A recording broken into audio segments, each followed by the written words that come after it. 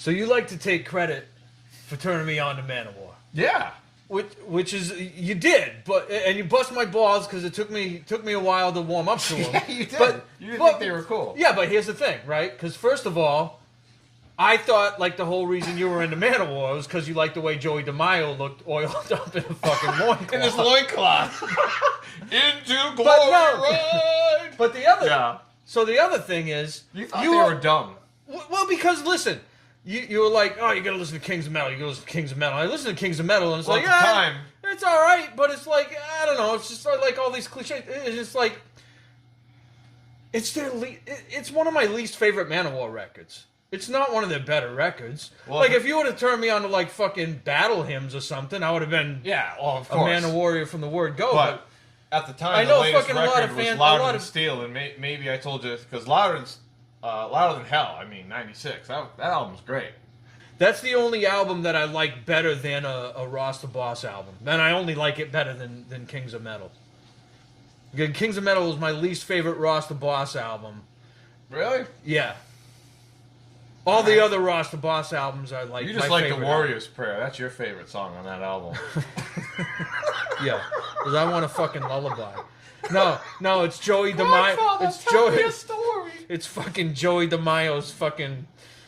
What is fucking stupid fucking bass? Oh, what was he doing? No, he did that was the Flight of the Bumblebee on Kings of Metal. Yeah. Yeah. Sting of the Bumblebee. Yeah, whatever the fuck. Get your instrumental right. And whatever. Trivia question: what was you like They're all Battle Hymn fucking so much? terrible. What was the bass solo that he did with Speed on Battle Hymns?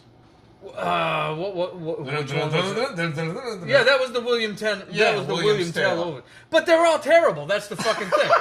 like every one of them. Even like Hail to England. That's like one of my favorite records. But then you get to every note I play will be a black arrow of death to the fucking false note, whatever the fucking. And you're like, oh, this is gonna be badass. Like he sounds serious, and then he busts into it, and you're like, nope.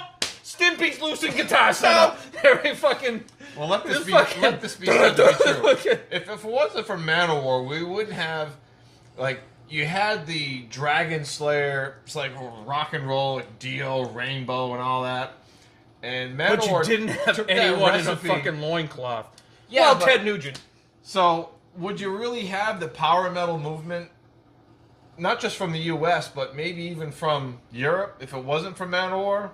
Well, yeah, I think you would because would you have Halloween that we're going to see next week in House of Blues in Boston? Would you have that sort of movement where that sort of flavor of music didn't die in the L.A. Sunset Strip, purple pants and big hair? I think Halloween would have been around. I don't know how much Halloween was influenced by Manowar. I mean, they were so let's take kind of right around the same time. When did well, maybe Halloween was a little later. A little later. They came out, 85, 86 was Walls of Jericho. Yeah. So, but it didn't get distribution in the U.S. They didn't really get that until... Right, but what I'm saying is when did Battle Hymns come out? 82. June of 82. Yeah, so I mean... But they didn't define their sound yet, right?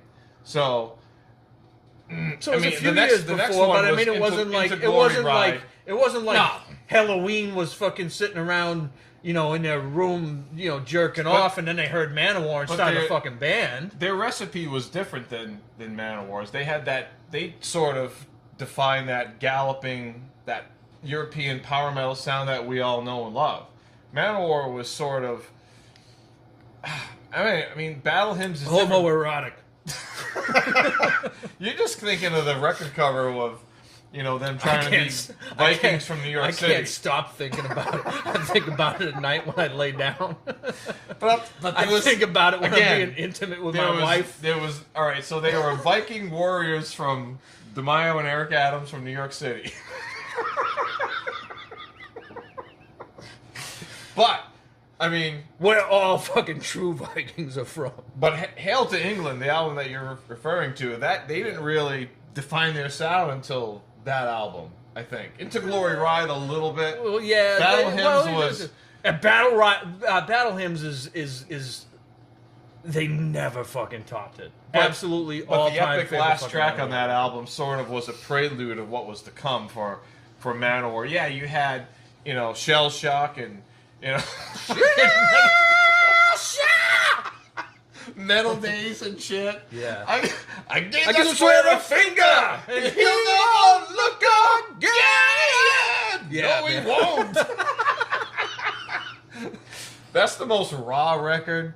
I mean, I think they were on Metal Blade initially. That small record label out of that New York, New Jersey era, like Brian Slagle started. So they started on a very small independent label. And, I'll say, let's go through the timeline. So you had Battle Hymns in 82, you had Into Glory Ride 83, then you had Hail to England in 84. And I think, if I know the story right, Hail to England is because that's where Ross the Boss and Joey DeMaio met. So I think Joey DeMaio, if I remember the story right, Joey DeMaio was a pyrotech. He was on the road crew for the Black Sabbath tour. Yeah. What was it? They called it the Black and Blue because Blue is the Cult opened for him. And Ross the Boss was with the Dictators. Yep. And so somehow they're... Who are a fucking awesome band. Yes. Ross the Boss just recently passed. Let's toast to... Ross the Boss. Yeah, fucking toast, man. Let's fire down a fucking shot to Ross the Boss. Shot. Oh, yeah, right next to this horse fight record, which we're going to listen to after. Salute. So, last week, whenever we were shooting the Motorhead episode, we toasted Ross the Boss because he had just passed away, and I said that he played on all the best Manowar records, and you kind of went like, you gave like one of those cunty little things that you do, and I went back and I listened the past couple of weeks, and I'm, you know what? I do like Louder Than Hell better than Kings of Metal, but other than that, I stand by Louder Than Hell is a solid record from start I to stand by finish. my statement. Other than that exception, and I know it's kind of like the cliche metal thing, like because he's dead, so everybody's we tend to like deify people when they like I'm thoroughly convinced like if Randy Rhoads was with us today, like there'd be people on the internet going, Randy Rhoads hasn't been relevant since the second Quiet Riot album and fucking whatever the fuck.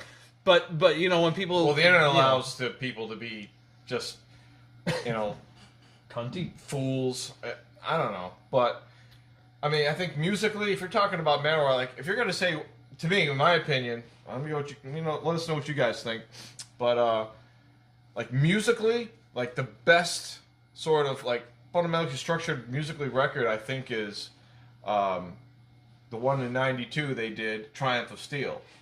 They had David Schenkel on guitar and they had Rhino on drums. That album is a pile of shit. The first track, okay. The first track is the giant fucking, the biggest fucking jerk-off session that ever was fucking recorded. It's a horse shit fucking, it's a dazzling... Yes, you don't like it. It's a dazzling display of mediocrity. I'm sorry. That track sucks. It's epic. It's it's epically fucking bad.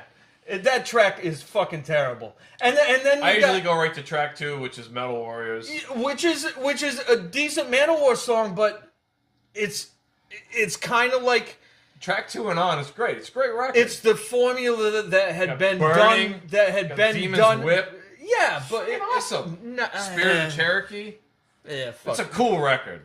Yeah, if you say so. I know. So besides Battle Hymns, I know Battle Hymns is your favorite because it's the rawest and it's the most sort of aggressive record in terms of like. Yeah, that's my number one. So besides Battle Hymns, what would you consider top of the food chain in terms of? We want to do like top 3? No, top just 5? What else do you dig besides that record? What else do I dig? Battle Hymns. I dig. Listen,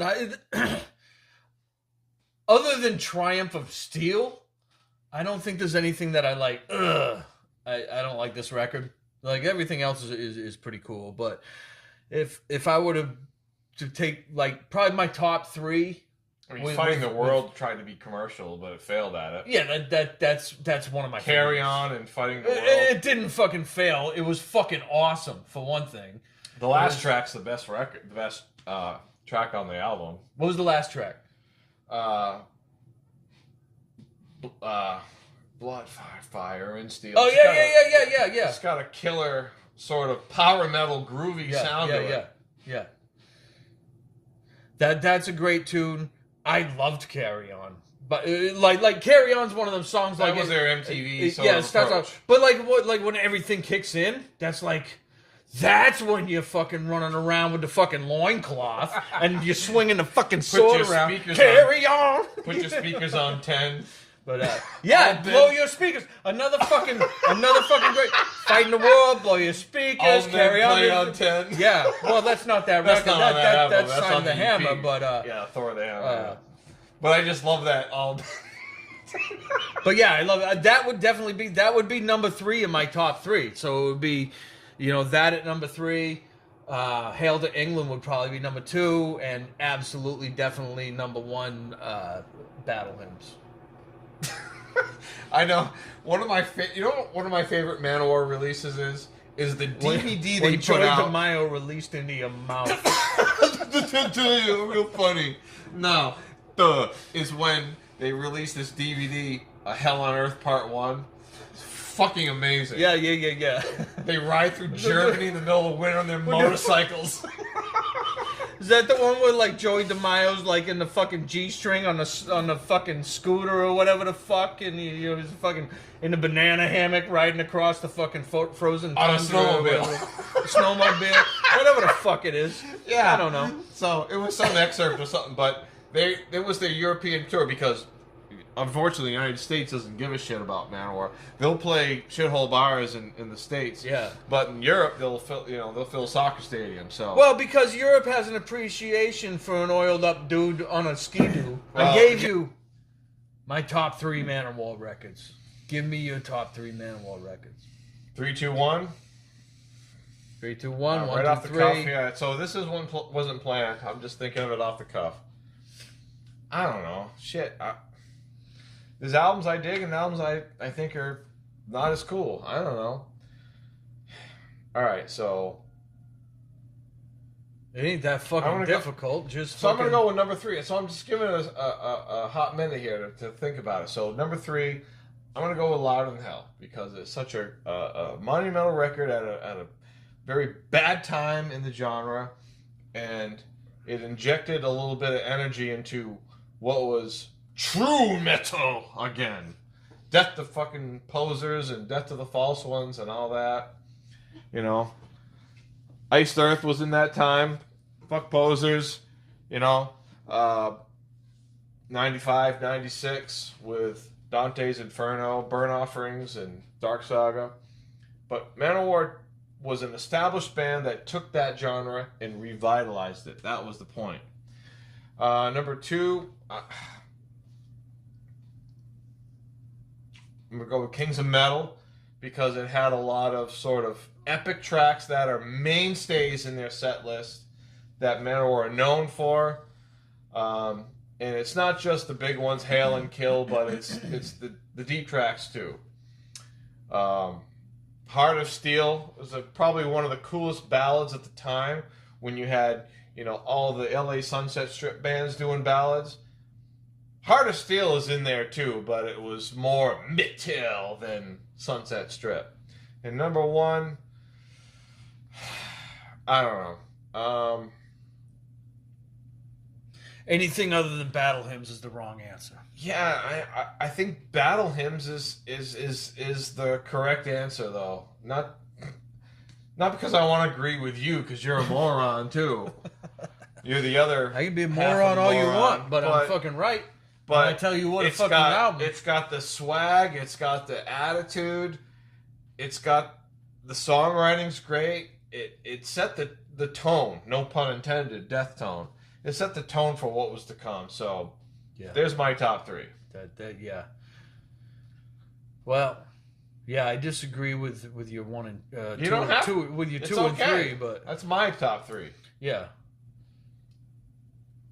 Well, here Well, you're a moron. You Anyways, probably think that too.